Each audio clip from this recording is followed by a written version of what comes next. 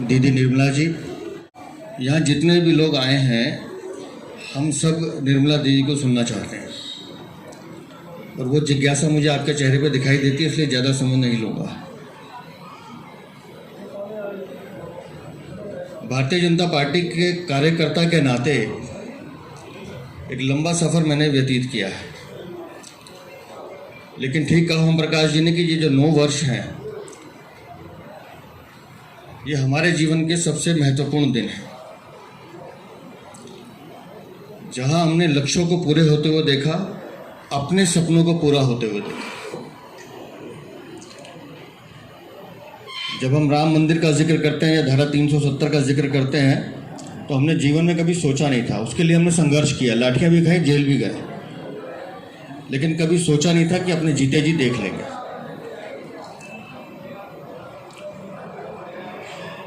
और आज समाज के सब लोग यहाँ बैठे हैं।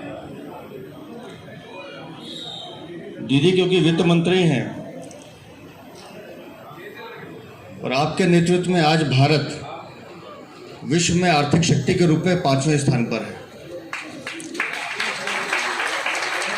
और मैं विश्वास दिलाता हूं वो दिन दूर नहीं है। मैं पीछे कुछ किताब पढ़ रहा था, मेरे हिसाब से 2024 में जब हम माननीय मोदी जी को तीसरी बार प्रधानमंत्री के रूप में शपथ लेते हुए देखेंगे और उसके बाद का जो कार्यकाल होगा, उस कार्यकाल में मैं निश्चित रूप से कह रहा हूं कि हम 5वें से तीसरे स्थान की छलांग मारने में सक्षम हैं।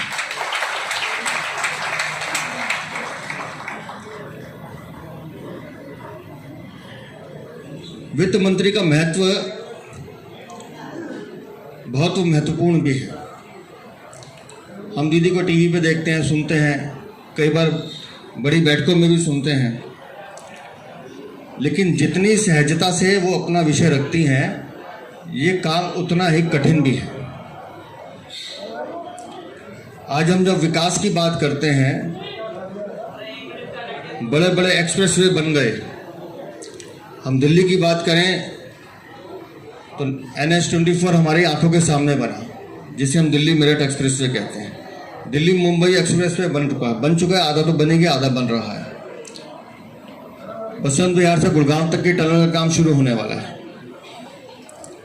ईस्टर्न वेस्टर्न पेरिफेरी एक्सप्रेसवे बन गए। जितनी तेजी से वो बने, उसके पीछे का अर्थ कहाँ से आया? वो उनके माध्यम से आया। अगर वो विकास की गति को तेज ना करें तो वो काम हम जो देख रहे हैं वो ना हो। और क्योंकि ये पूरा महीना हम महासंपर्क अभियान कर रहे हैं, यहाँ समाज के सभी वर्गों के लोग बैठे हैं, इसलिए मुझे बताना जरूरी है। 30 मई से 30 जून तक भारतीय जनता पार्टी ने तय किया कि पूरे हिंदुस्तान में हम महासंपर्क अभियान चलाएंगे। और माननीय प्रधानमंत्री जी के नेतृत्व में 9 वर्ष में जो काम हुए हैं, क्योंकि हम दिल्ली में बैठे हैं तो हम दिल्ली के कामों की चर्चा करेंगे। आज कर्तव्य पथ पर जो डाटा मेरे पास है, वर्किंग डे में 60 से 70 हजार और वीकेंड में 1 से 1.5 लाख रोज व्यक्ति उस कर्तव्य पथ को देखने जाते हैं। आपको उम्मीद थी क्या इतनी जल्दी बन जाएगा? आज नेताजी की प्रतिमा हम सबका वहां मार्गदर्शन कर रही, आशीर्वाद दे रही।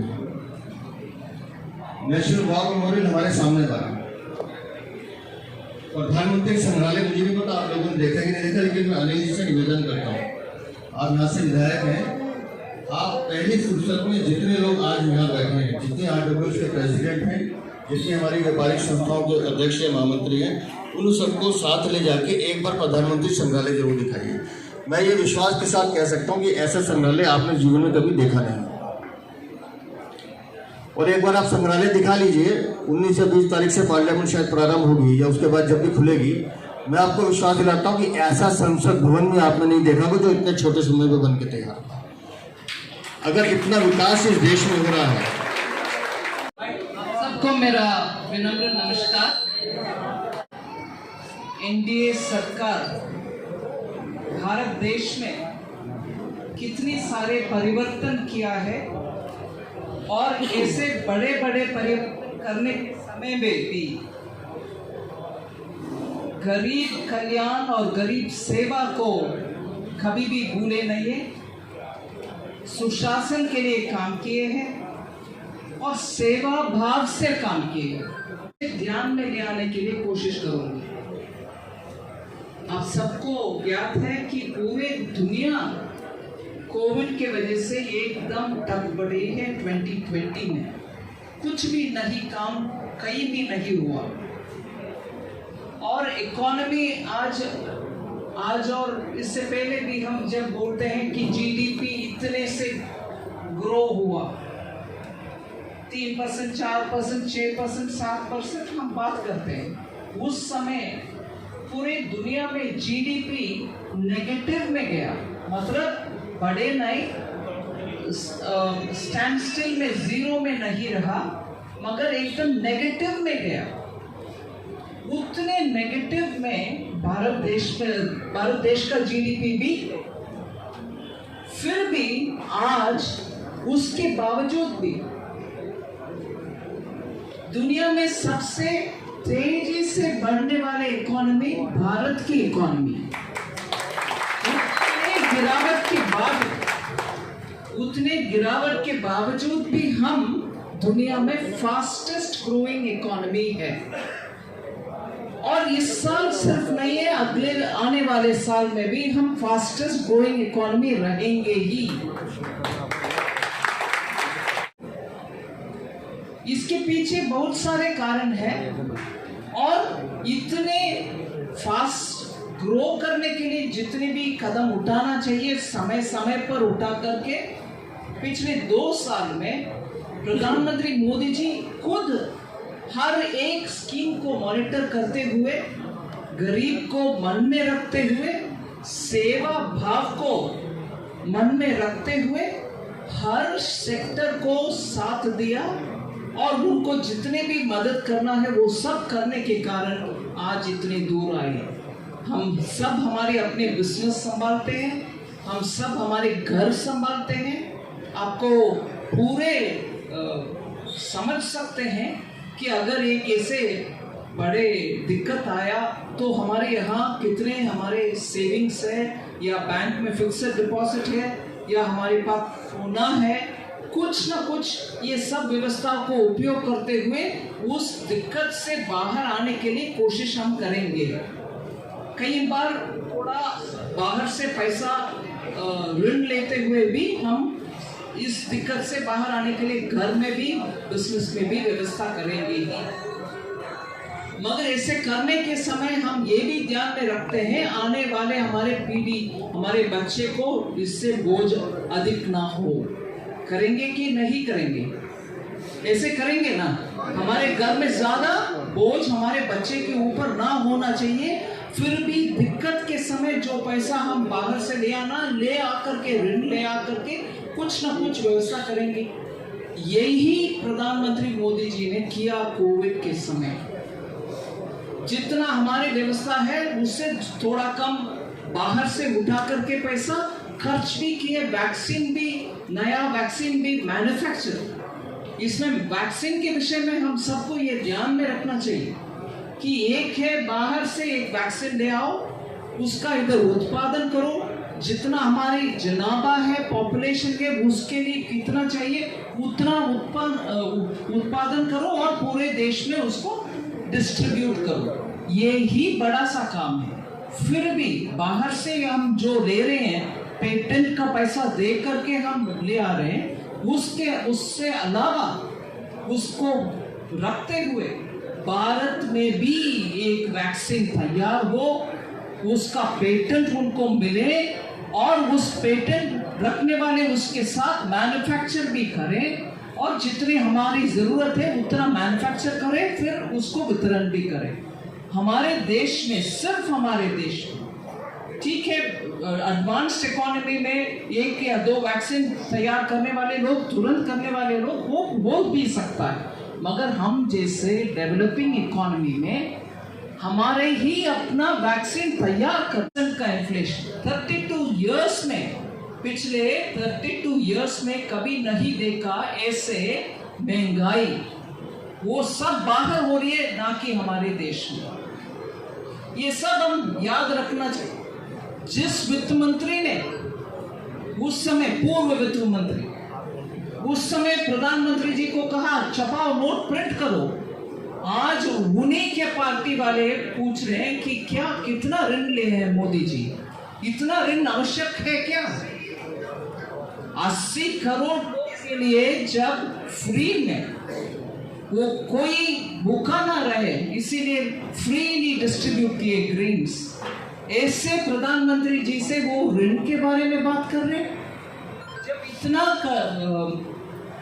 डिफिकल्ट सिचुएशन नहीं था। 2008 में बिजनेसेस फाइनेंशियल क्राइसिस के बहुत दिक्कत में आए, उस समय भी उन्होंने संभाला नहीं है। उस समय इन्फ्लेशन 8% तक और फूड इन्फ्लेशन 10% तक गया उस समय। इसीलिए आज विपक्ष को आर्थिक विषय के ऊपर बात करने का विषय ही नहीं मिल रहा, कठोर टिप्पणी करने का विषय नहीं मिल रहा।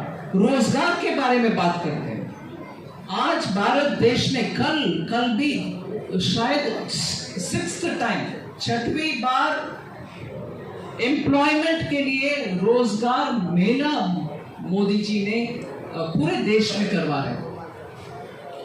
हर महीने 70,000 लोग को पूरे भारत देश में अपॉइंटमेंट लेटर भी दिलवा रहे हैं।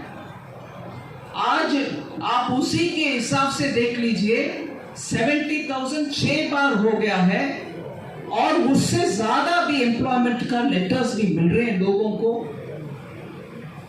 सरकारी नौकरी, इसके अलावा स्टैंड अप के द्वारा, मुद्रा योजना के द्वारा, स्वाभिमान योजना के द्वारा छोटे छोटे अपने बिजनेस चलाने वाले को भी बैंक के द्वारा सस्ते में ऋण मिलता है, वो उनके अपने बिजनेस चला सकते हैं।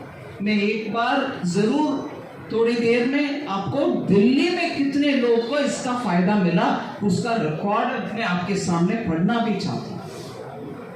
और ऐसे हर एक विषय को देख देख करके प्रधानमंत्री जी गरीब के लिए, गरीब के अच्छे के लिए, उनके कल्याण के लिए मकान बनाना हो, स्वच्छता के लिए टॉयलेट बनाना हो, पूरे देश में, दिल्ली सहित पूरे देश में बना रहे हैं। जिससे आज में ये बात भी बोल सकते हैं कि अगर 100 लोग हैं जिनको ये घर मिलना चाहिए, 90 तक पहुंच रहे हैं हर रीजन में, स्टेट्स में।